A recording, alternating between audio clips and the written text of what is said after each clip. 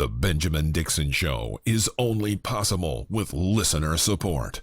Go to www.thebenjamindixonshow.com to register for our blog and join the Progressive Army. And now, ladies and gentlemen, You're now about to witness the truth. it's the Benjamin Dixon Show. Welcome, ladies and gentlemen, to the Benjamin Dixon Show. It's the Benjamin Dixon Show.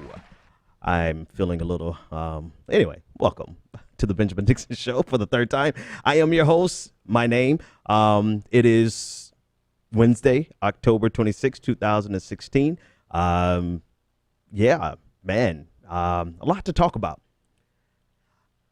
I have nothing. I'm an idiot, man. I'm sorry. I'm an idiot. I wish you guys could be privy to my inside jokes. But it would take entirely too much to give you the backdrop for it. So I apologize for sharing an inside joke that I can't give to you all the way. Listen, tonight I'm joined by Michael Brooks of the Majority Report. He's been on a couple of times. Love his analysis. We're going to talk NATO, Russia, and we're also going to just talk about us and apparently how people like Mike and myself we're sellouts. So we're going to talk about that a little bit, but mostly we're going to talk about NATO and Russia because I think there's some interesting conversations to be had around that. NPR has lost its damn mind, so I'm going to talk about that. I mentioned that on Twitter earlier today. A lot of things that are going on that I want to. An article I read about Jill Stein that I think is utterly ridiculous by the Daily Beast. I want your opinion on it. It's possible you may not think it's as ridiculous as I think it's ridiculous. It's so it'll be interesting to see how this falls. So you could join the conversation. I would say after I get done talking with Michael Brooks, I want you to call in and just give us your input, 857-600-0518. Thank you to all the patrons who make the show possible. We cannot do it without you.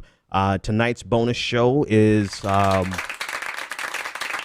It's as the result of one of the patrons sending me some of the Podesta email leaks that dealt specifically with extraterrestrial war and World War III being in space and visitation from other. It's crazy. The emails are crazy, but they're there for everyone to see. So that's what the bonus show is about tonight. So if you want to become a patron, or if you want to join the bonus show, become a patron at patreon.com/the BPD show. And remember, if you become a patron, you will get access to our full hour Fridays where since it's just me and the patrons, I just kind of let loose and just say whatever the hell is on my mind, even more than what I do on the show on a regular basis. All right. Let's jump in here and talk about this article that the Daily Beast put out on Dr. Jill Stein, the presidential candidate for the Green Party. So the core of the article deals with someone who demands purity not being pure. That's the essence of the article, right? If I had to just, put a nutshell, right, put it in the nutshell, that's what this article is about. And so it's a piece written by Yashar Ali. And I want to read just a bit of it, and so we can go into it. She says, quote, Jill Stein has made purity a central pillar of her presidential candidacy, and she has held that the Green Party reigns above all others with respect to moral and ethical supremacy, et cetera, et cetera, et cetera. But as it turns out, when it comes to Jill Stein's investments, she's not that pure. This is what the entire article is about. All right. One, to me, it's the article is either extremely ridiculous or it's extremely poignant.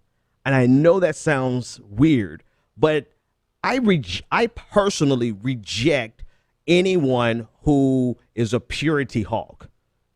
Hashtag purity hawk. I reject that because nobody, no country, no nation, no state, no politician, nobody is able to exist in this world and be pure to their own values. You're going to cross your own values at some point. So I personally reject the entire notion of, oh, this person has mutual funds that are invested in X, Y, and Z, therefore they're the devil. I reject that.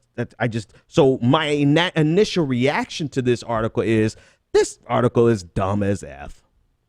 However, the premise of the article is, since Jill Stein demands purity, shouldn't she then have purity in her investments? All right, so that's the premise of the article, and I want to know what you think, honestly, because my gut reaction kind of reigns supreme. This is a dumb article, but it depends, So let's read a little bit. They make the point that it's important for you to note that many politicians have been held accountable for their investments, from Barack Obama to Ted Cruz. People have been called on the carpet about their investments. So it's not just, in this article, she's trying to make the case, it's not just about Jill Stein not being pure, therefore we should call her out about trying to being a hypocrite on purity. It's also about that we have the right to demand better of our politicians, right? If we have someone, for instance, the entire divestment movement during apartheid South Africa, right? If you were invested in that, it was reasonable for us to say you need to divest. So that's not an unreasonable position to begin with, right? But it's okay. Anyway, I'm going to leave it there for you to decide. So here are the type of investments that Jill Stein has, according to the Daily Beast. Jill Stein has investments in Big Carbon. She has invested $995,000 to $2.2 million in funds such as the Vanguard 500 fund that makes significant stakes in Exxon, Chevron, Duke Energy, ConocoPhillips. I mean, the who's who of big energy. Jill Stein has nearly $1 million to $2 million invested in them. She has money invested in the financial industry. And they were sure to point out Bernie Sanders, right? Now, let me put a caveat here. I know full well the purpose, in a lot of ways, the purpose of articles like these is not just to point out an inconsistency with a politician you may like. It's really to say everybody's the same, so we may as well vote for Hillary Clinton. That's really what these articles are for. So that part of the article is really ridiculous. But it's interesting to see these things, and I want to know, how do you feel about the fact that Jill Stein has investments with the financial industry? She has an investments of $1.2 to $2.65 million in holdings in J.P. Morgan and Chase, Citigroup, Deutsche Bank, Wells Fargo. I mean, these aren't direct holdings. These are part of a mutual fund or index funds. This is part of diversifying so that you can see some average growth over there. This is what everybody does that has any type of mutual fund. The smart thing is to buy into something that has spread the risk across multiple sectors. All right. So it's not as though Jill Stein is engaging in anything that's abnormal. It's 100% normal. But is it 100% normal for a person that is calling out Big Pharma because she has investments in Big Pharma? Let's see. She has about between $50,000 and $100,000 in Merck, the company that was paid a record fine for overbilling Medicaid, according to the article. She has also invested 1.1. She's got there's a lot of investment money.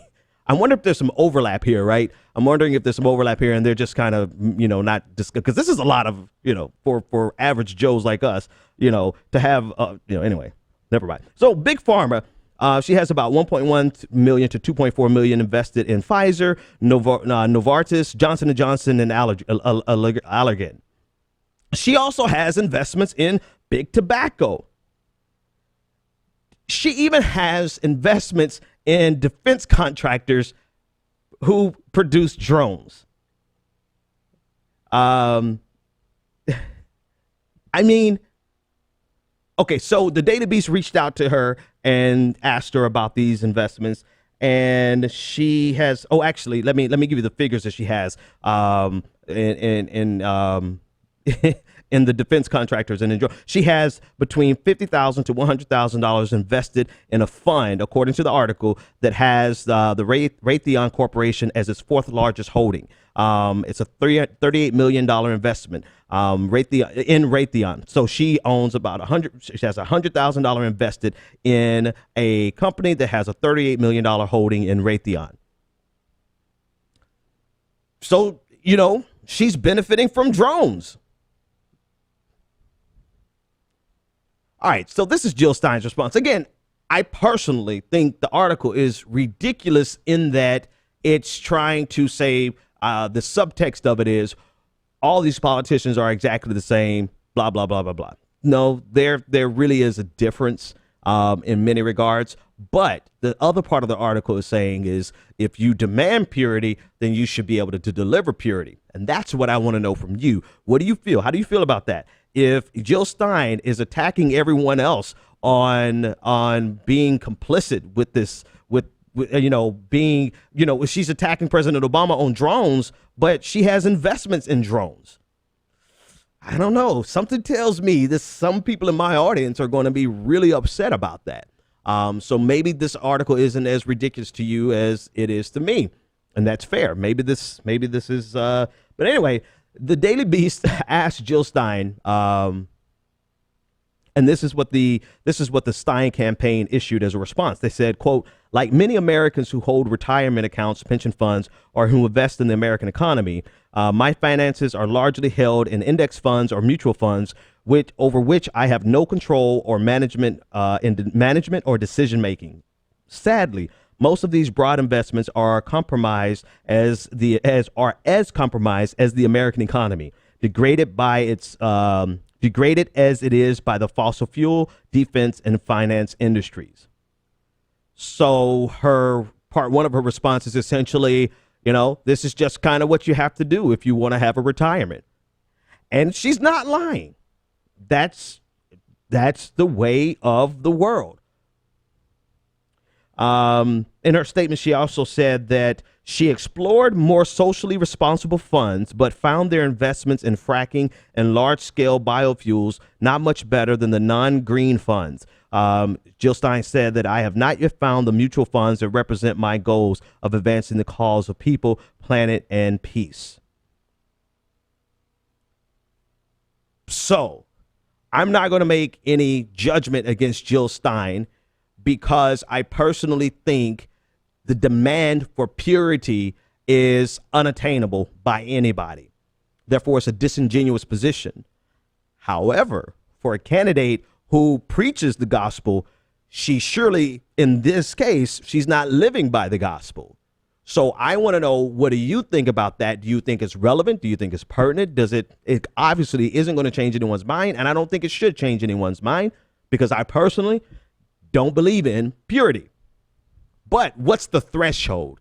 Where is the threshold? That's the question that I want you to answer. How do you feel about her holding investments? Would you prefer, and even if you don't have a problem with it, which I don't, would you prefer that she divest? Now, here's the problem with divestment for her. She retired in 2006 and became a full-time politician and speaker. And that's only made possible by the income, by the capital gains that she gets off of her investments. So divestment might not be actually possible for her.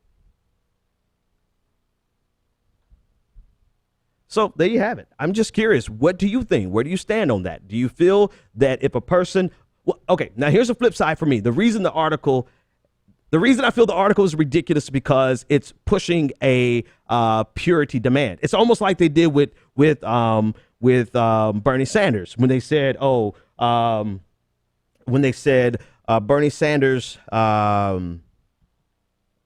Bernie Sanders is a socialist who has a retirement account or he owns 2 homes, right? They're putting up these false standards that are arbitrary, right?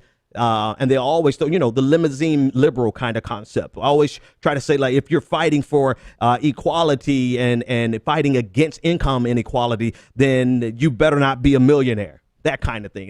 That's the reason I feel like the article is ridiculous, because it's in that same vein. But then on the flip side, The question is, if a person demands purity, or if a person is relentless in calling out everyone else for big pharma, big tobacco, big energy, and the defense contractors, they, in a lot of ways, they sure as hell better not own investments in it. Now, I know how to exist in the ugly area of the gray. It doesn't have to be black or white for me. That's why I really want to know, how does this make you feel? Leave a comment, hit it in the chat room. I want to see some of your responses because, like I said, I have no problem saying that I'm okay with her having these investments to an extent. I think certain investments I would be like, no, she needs to divest.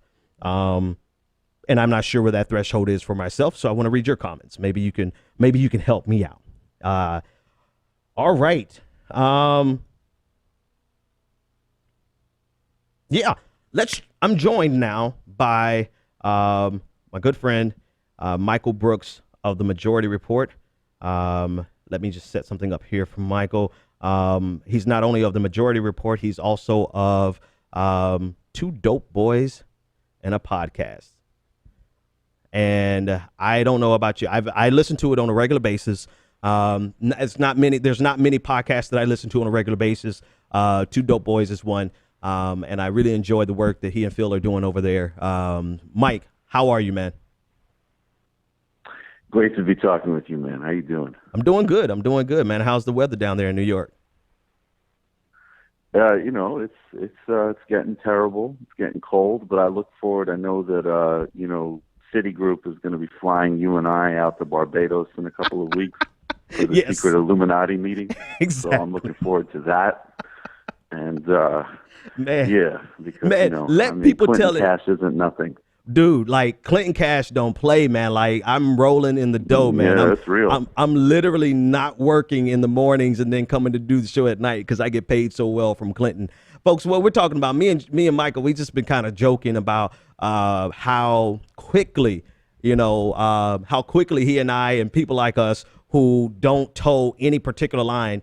For me, I just like to sit in the gray, right? I like to sit in that uncomfortable area where we're going to consider everything. And very quickly after the primaries, we became outcasts. Like we are the pariah. We are the sellouts, man. Tell me about, like, I talk about it in my perspective all the time on my show. So I'm not going to bitch too much tonight. Tell me what you've run into since the primaries and tell me how you are a sellout and enjoying your shill for Hillary.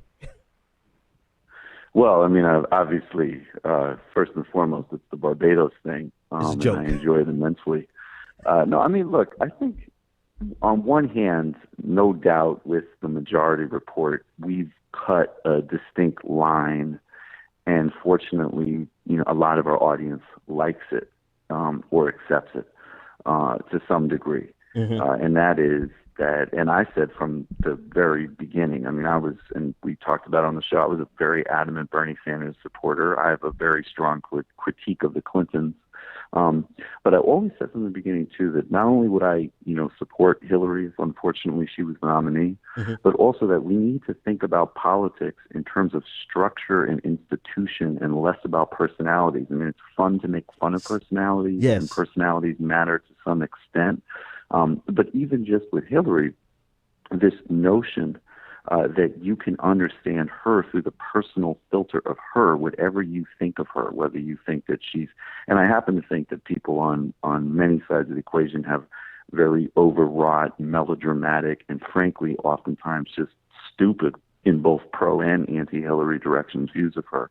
But in some ways, that's besides the point. So even if you look at those WikiLeaks documents, and I did a segment about this recently, the biggest conclusion is, first of all, it confirms the obvious. I don't think it's any shock to anybody who was strongly on the side of Bernie during the primary that, of course, the sort of more mainstream elite Democratic institutions would be, pro-Hillary. That's not remote surprise. Mm-hmm. And then in other areas, it actually reveals that, she's susceptible to pressure on things like TPP because she's in the Democratic Party. That's the key point here. It's about institutional pressure and institutional structure. On the flip side, Donald Trump, who again, I always thought he'd win the Republican primary, and then I always thought he'd lose pretty comfortably in the general and then launch a TV network. So The That's calls exactly are what it going looks pretty like. well for me so Yeah. far. Yeah, that's exactly what it looks like. But I think the thing with Donald Trump, even people wanted to kind of do this silly spin that he's unpredictable, blah blah blah. He doesn't need to be. I mean, the ways in which he's unpredictable are dangerous, and then the ways which are predictable are obvious. Paul Ryan sends him a disgusting budget, and he signs it. It's not that complicated. Again, it's institutions. Well, So Mike, let me the jump last in thing there. Let go me ahead. jump in there Yeah, go only ahead. because I really don't want to. I mean, I hear you. I really don't want to talk about Hillary. Because I really brought you on to talk about NATO. But more importantly than NATO, No. more Another importantly thing than to get me NATO out of is trouble. is the fact that they call us sellouts. No, I'm just being an asshole at this point. Sure. But you said something Yeah. so important, man. You said something so important that made me almost jump out of my seat. You said we have to stop looking at politics through the lens of personality and look at it through the lens of structure and institutions. And man, I swear that's so important. I was formulating that exact thought in my head this week. And the reason I was doing it was really on the international relations, foreign policy front. Because if we continuously, and even domestically, right, it fits. It's like a universal paradigm almost.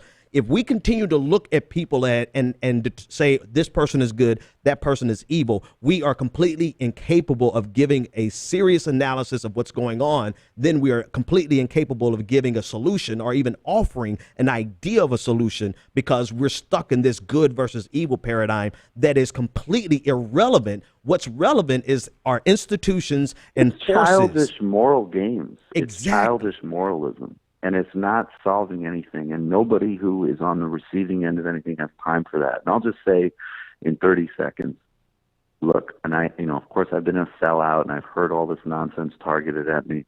I'm someone where, at least as an example of an issue like poverty, I'll say in my background and my upbringing, that is not an abstraction to me. That's something I've dealt with very seriously in my life.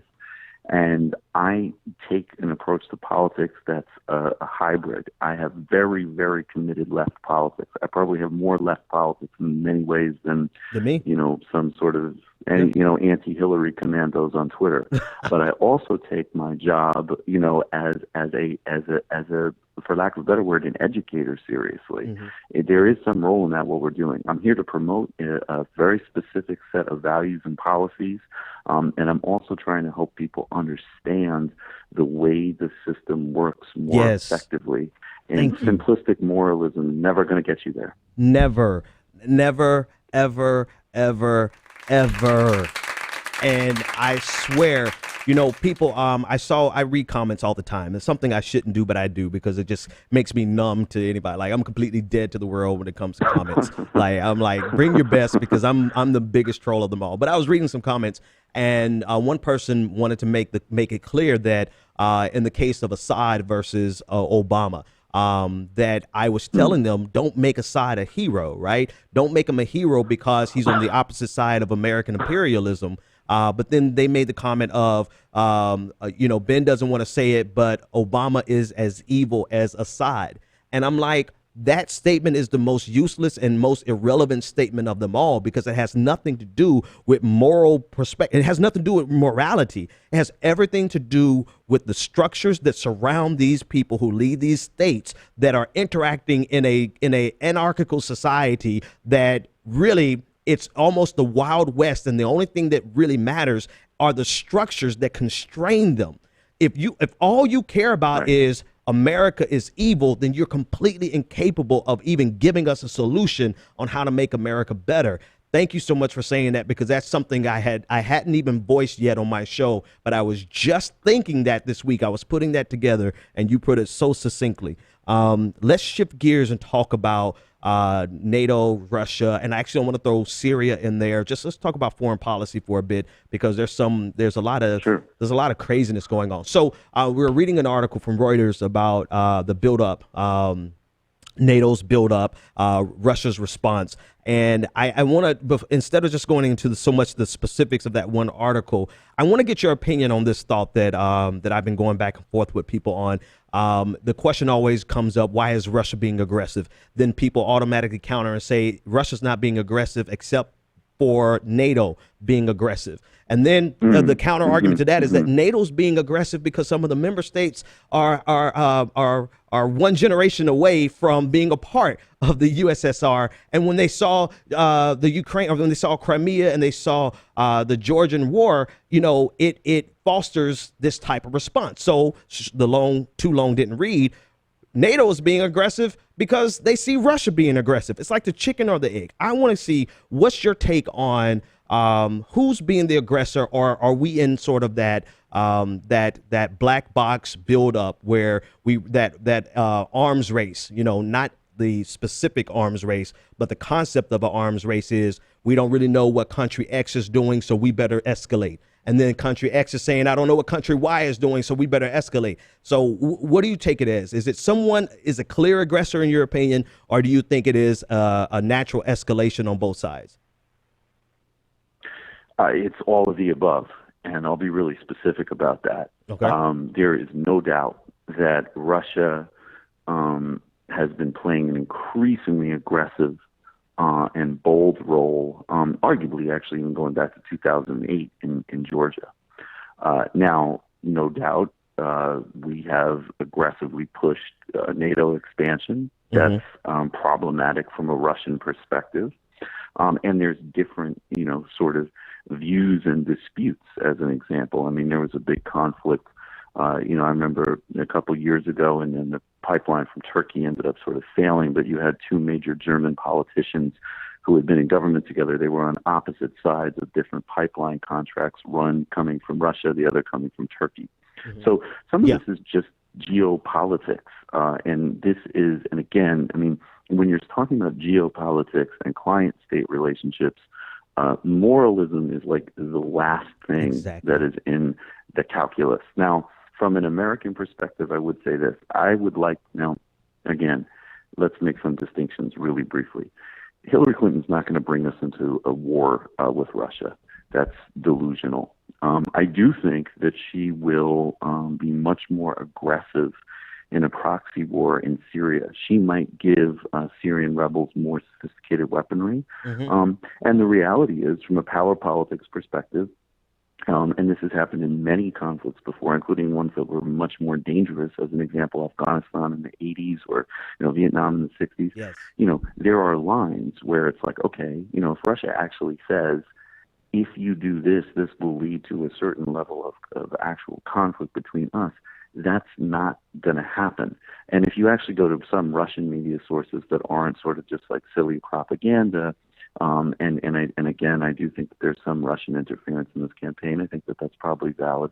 But if you go and read, some Russian foreign policy outlets and places like that, they're preparing for Hillary Clinton being president. They don't like her, but they experience her as pragmatic. They've experienced her as Secretary of State.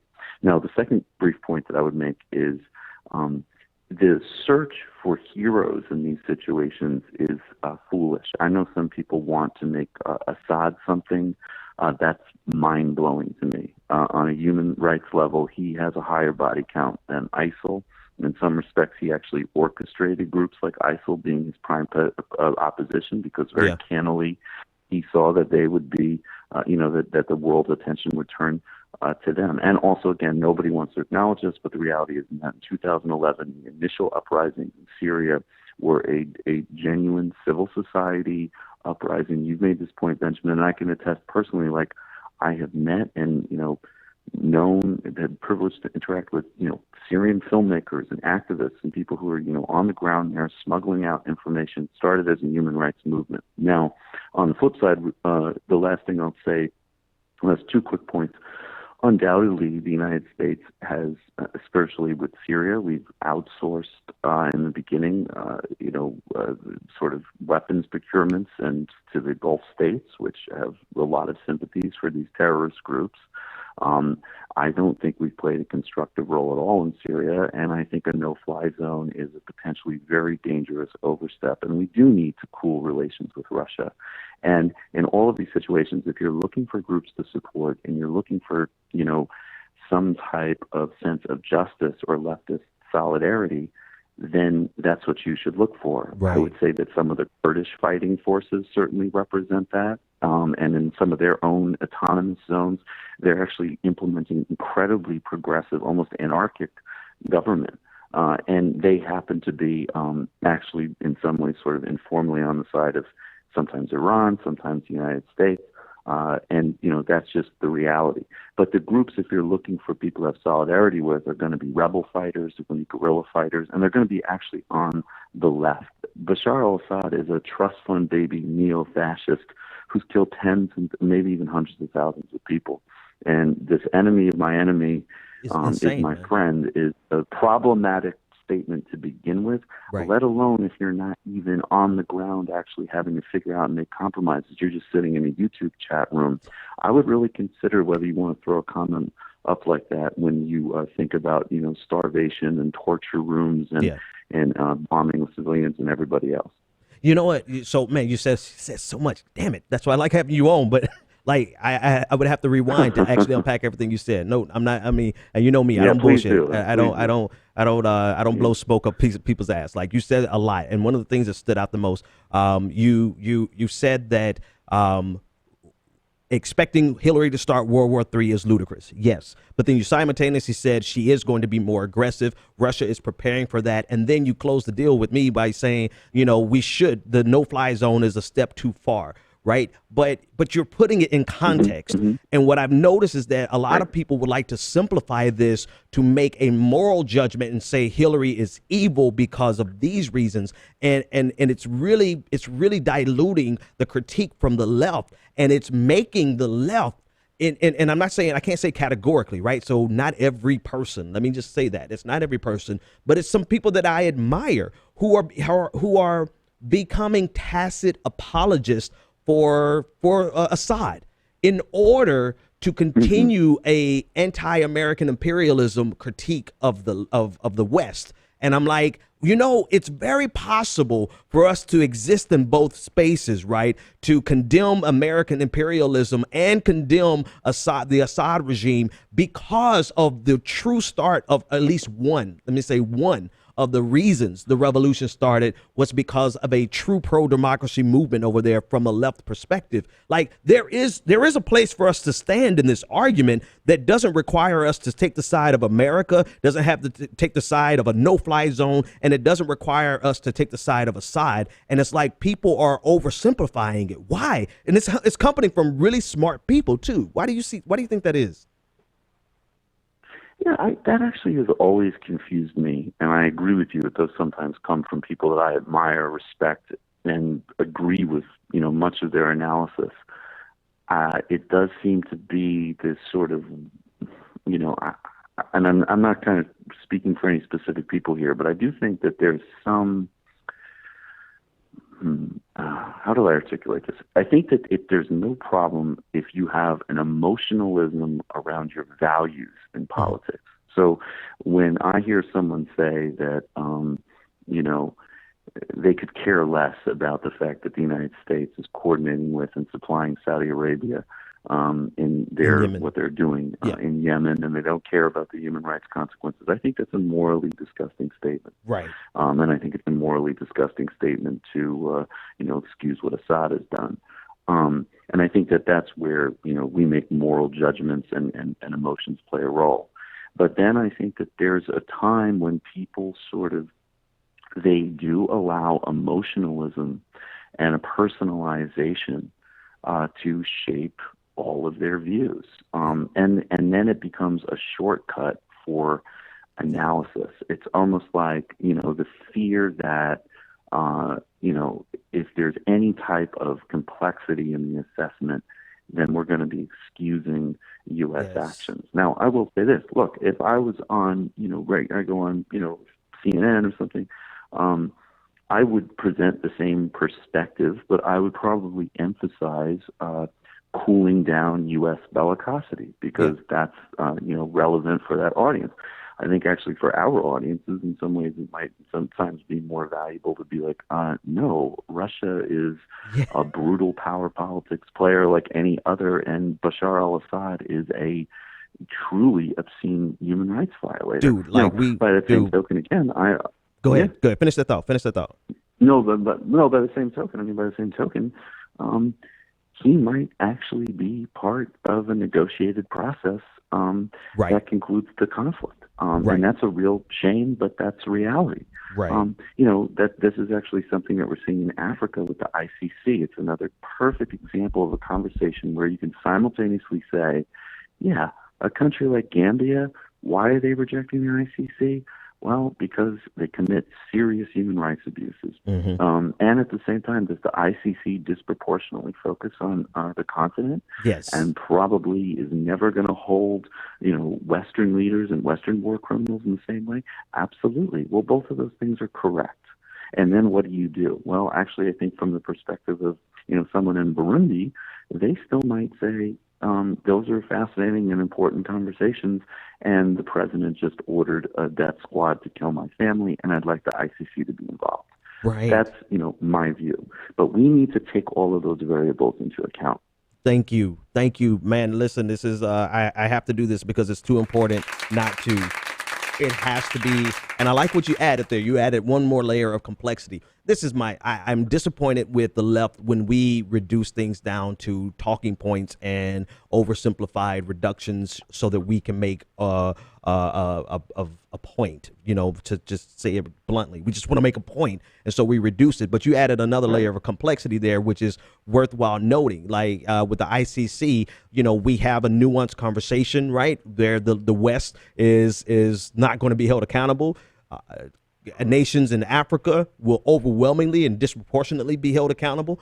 Almost similar to, like, just a brief parallel is similar to white people committing crimes at about the same rate, but black people getting targeted. It's that same feeling.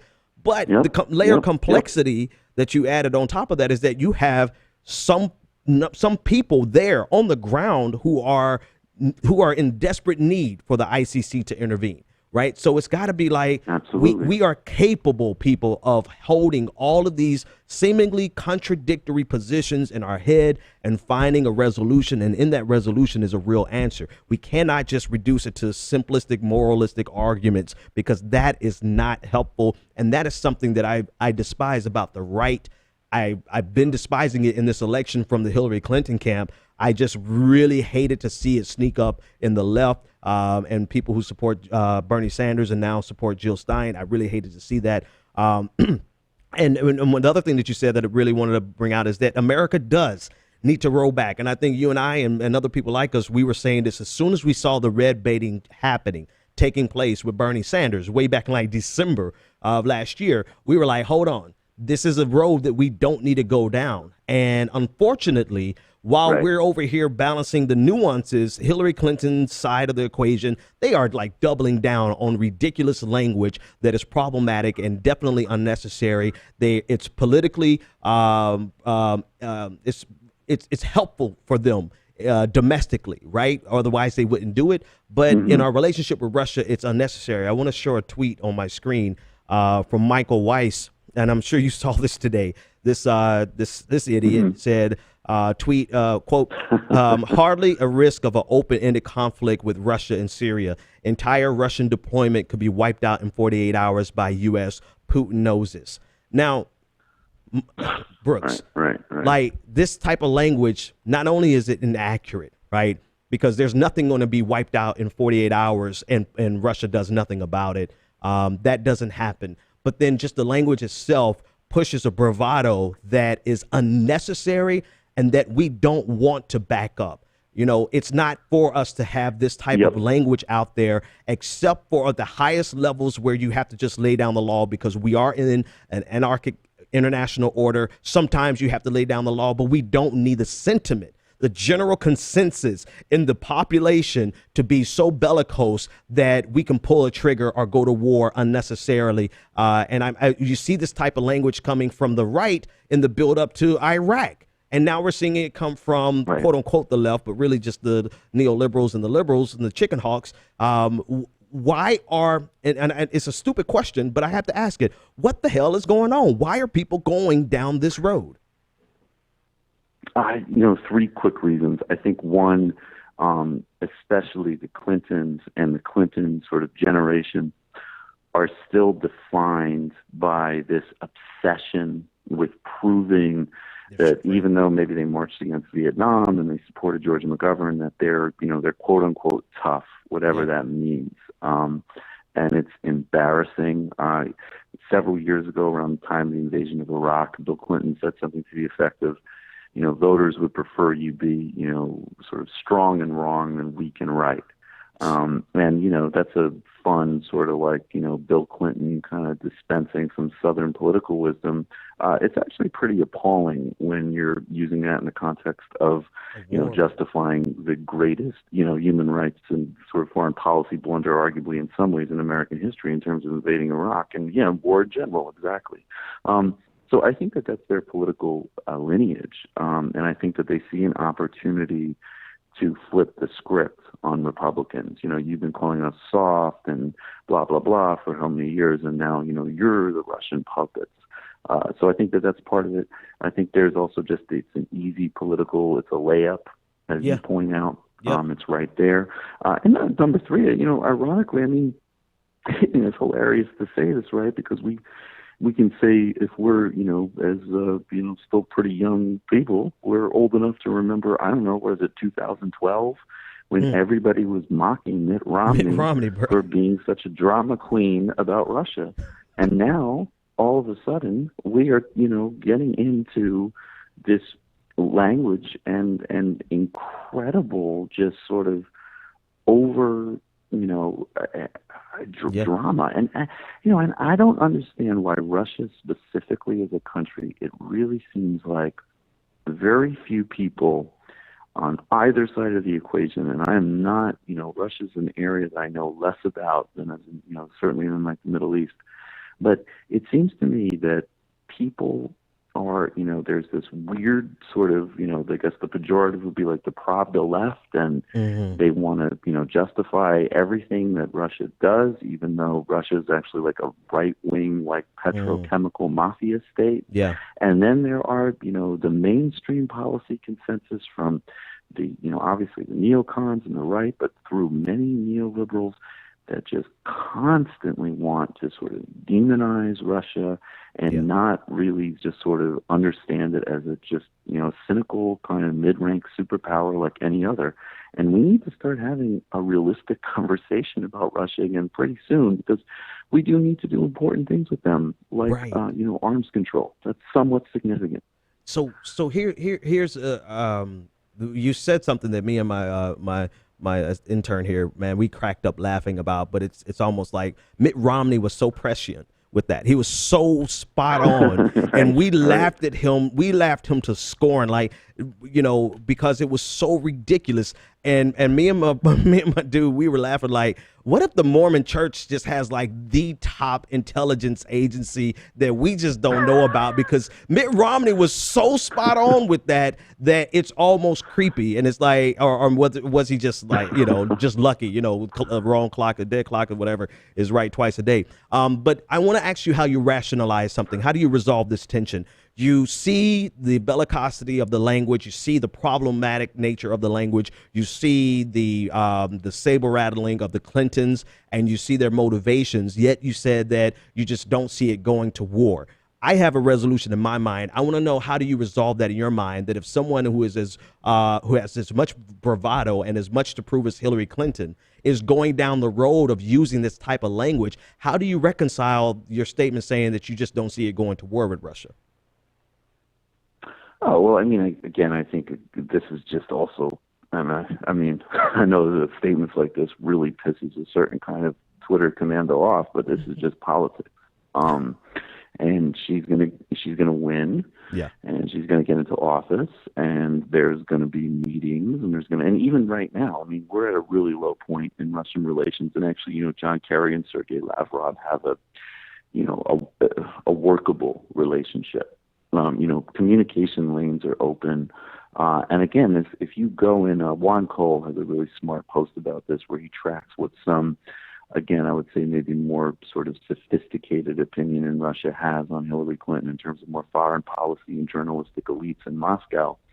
They think of her as very pragmatic. They think of her as intelligent. And I also think with specific regards to Russia, to Syria as an example, even the no-fly zone has serious concerns within the U.S. military establishment. Yeah, so I don't know if she would ride roughshod over that. Then you look at surface things like giving them surface-to-air missiles. Well, that could jeopardize Israel.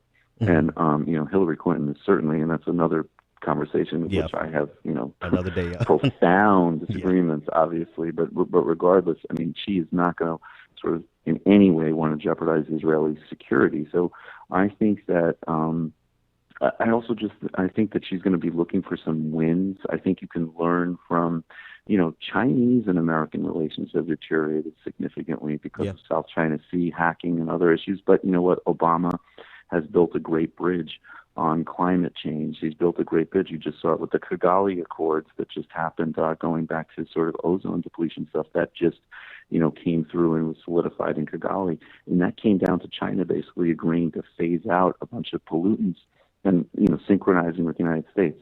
So if you can get some type of arms control agenda back on the table, cool things down a bit, or, we could keep slugging on and it's bad and it's problematic and it's dangerous. And I just want to say, that's bad enough. The situation as we have it is bad enough.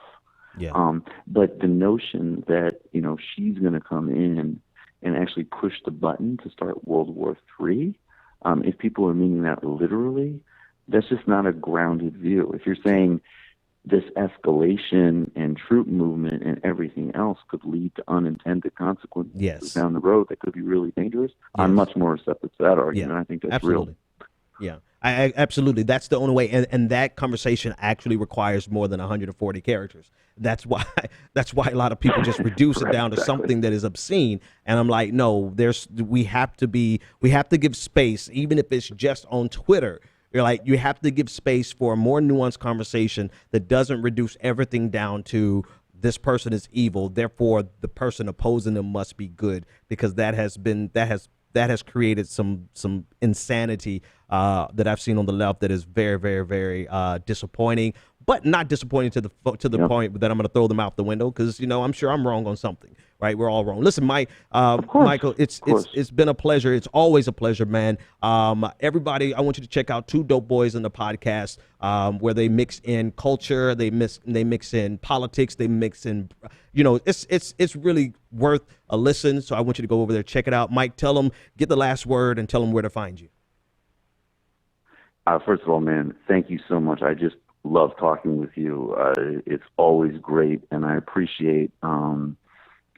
Just good thinking and good clarity, which you always bring. Two Dope Boys in a podcast. It's Two Dope Boys Pod. Is what you can find us on the website. Then you could just go into iTunes. It's the number 2 Dope Boys in a podcast. 2 shows a week. We've got a revolving crew of people. It's race, politics, culture, trends. And of course, I'm on the Majority Report every day, and I host that on Mondays. And, you'll find pretty similar kind of opinion there as well. And, at _ Michael Brooks on Twitter. You can come at me. I'll tell you, go fuck yourself. And, we could do it on there too. Don't come for me, dog. Don't come for me, man. Don't come for me.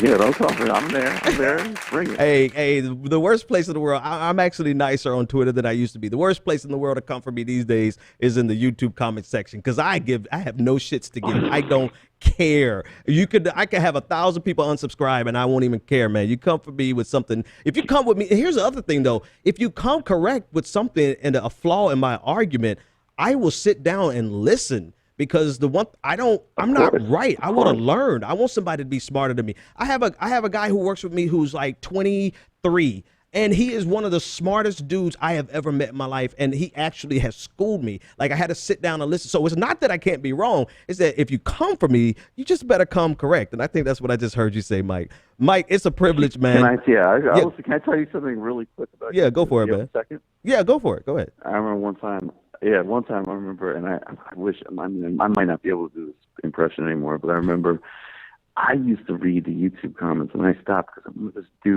some dude, and I don't know why this of all things got me, but he basically was like, I hope that ISIS beheads Michael Brooks. And I was like, damn, that's a little extra. And I remember the girl I was dating at the time was from Trinidad, and she was just like, "People are very brave behind the keyboard." And I was like, "Yeah, that's right. Fuck out of here." That's it, man. They're super brave out of the behind the keyboard. Hey, man, I'll see you on the internets, man, and I'll holler at you when I come down to New York, and let's talk again on the air soon. Great. All right, man. 857-600-0518 if you want to join the conversation.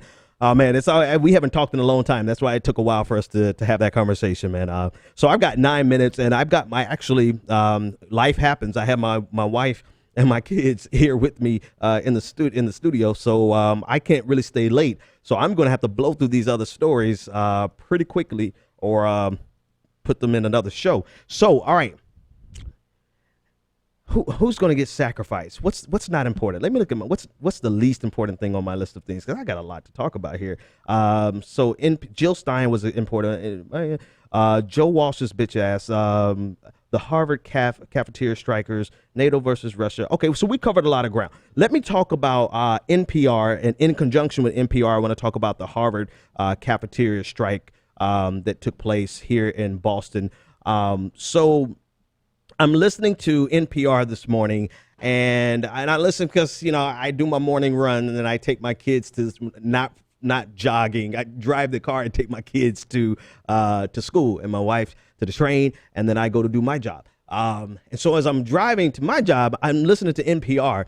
And the last few weeks, I believe 3 weeks now, a group of about 750 Harvard cafeteria workers have been protesting for two things: a living wage, because if you live in Boston, you need to make money, and then two, to make sure that their health care doesn't increase. And part of the arguments, and it's not apples to apples, and I get that. I want to say that at the front before I even tell you what the argument has been. It's not apples to apples, but one of the arguments has been the fact that Harvard has a $35.7 billion endowment, yet they're not paying their cafeteria workers a living wage. A living wage in Boston is really nearly $40,000 a year, but they were making an average of $30,000 a year. So they're protesting to get $35,000 a year plus no increase in their expenses. Now, the good news is that they've come to terms with the university. And it looks like they either have signed a deal today or they will sign it tomorrow, and the strike will be over because they got what they needed. So congratulations to all the people, all the cafeteria workers, everyone who's been standing in solidarity with them. I was listening to NPR this morning, though, and they took it upon themselves. WGBH here, local Boston, BPR, Boston Public Radio. They took it upon themselves to make an explainer as to why people should not look at this $35.7 billion endowment as a means of supporting or justifying an increase in pay for the workers.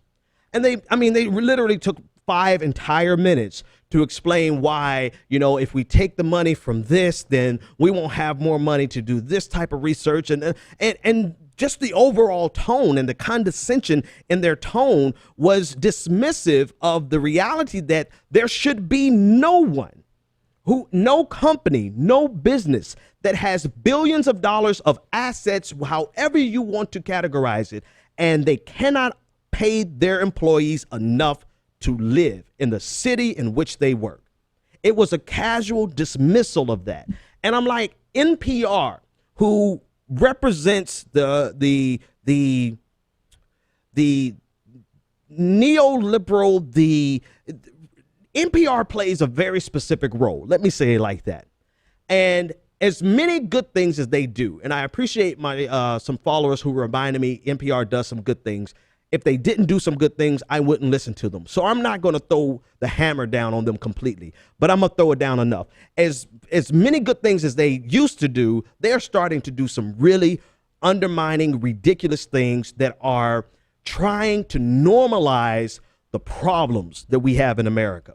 Not only normalize the problems in America, they're trying to give people who are aloof to the problems in America a look into the problems of America. It's like voyeurism. It's allowing people to say, oh, I can identify with that person who's living homeless because I heard a story on NPR about it. And the story was really emotional. And it was a great tribute to the plight of homeless people, instead of ever having a conversation about how we can actually address the homeless issue, right? They love to put up a portrait, a profile of poverty, and never address the systemic problems that create poverty and make sure that poverty is with us. They want to make the wealthy and the people who fancy themselves to be enlightened feel as though they've done a good thing because they've listened to a damn story about a homeless girl, 17-year-old girl, who grew up in a homeless shelter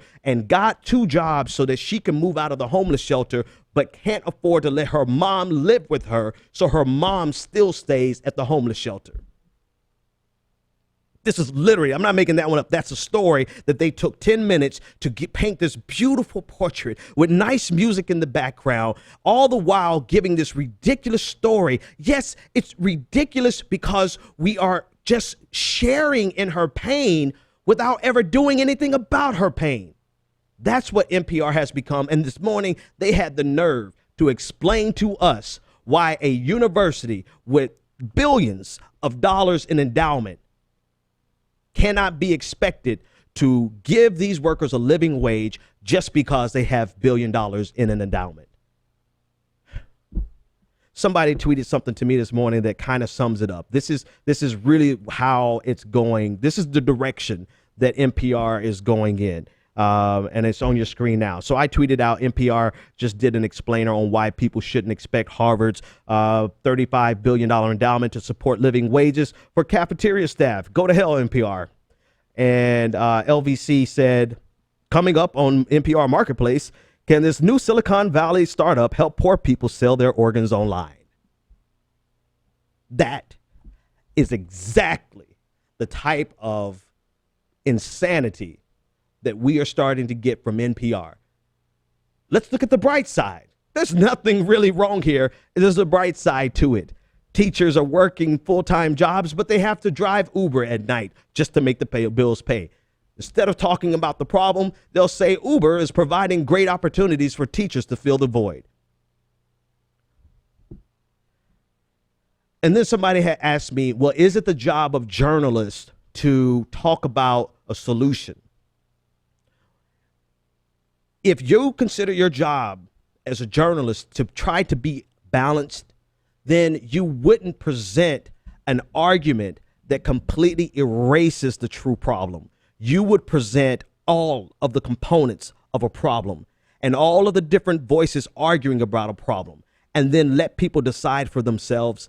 That's not what happened this morning. This morning, they gave a 5-minute explainer as to why we should not look at a $35 billion endowment as justification as to why these workers should have gotten their raise. Well, you know what, NPR, go to hell, because they got their raise and there's nothing you can do about it. One last person I want to talk about. I got to talk about Joe Walsh. Joe Walsh is a former congressman. He is you guys got to forgive me, and maybe I apologize. Maybe I don't really mean it because I'm going to say it anyway. He is most certainly a bitch ass. There's really no other way to explain it. Joe Walsh tweeted this out today, and you got to see it to believe it. He said, on November 8th, I'm voting for Trump.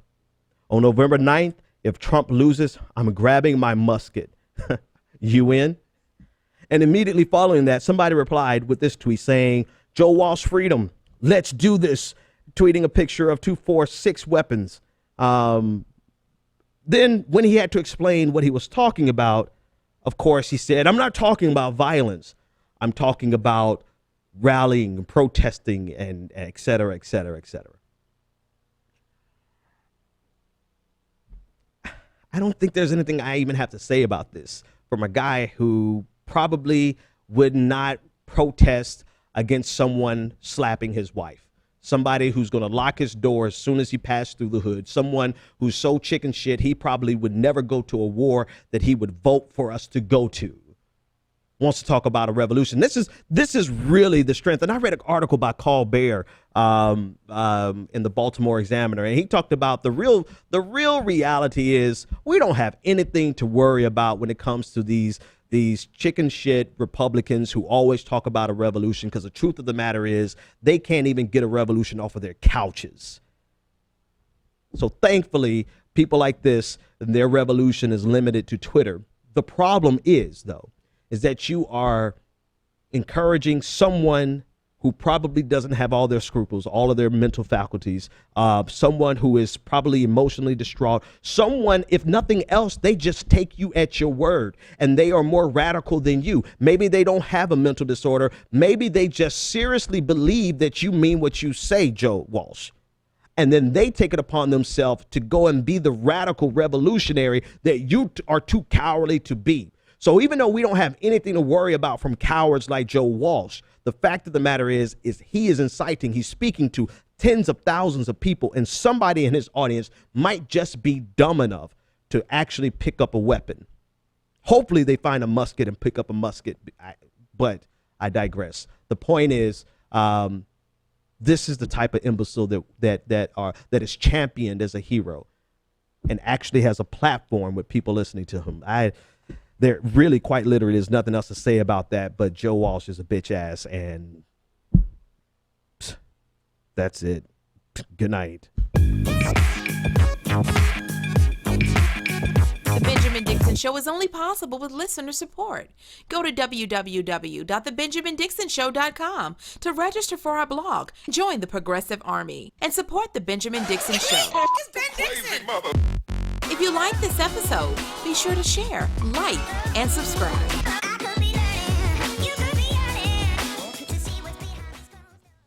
Consider becoming a Patreon.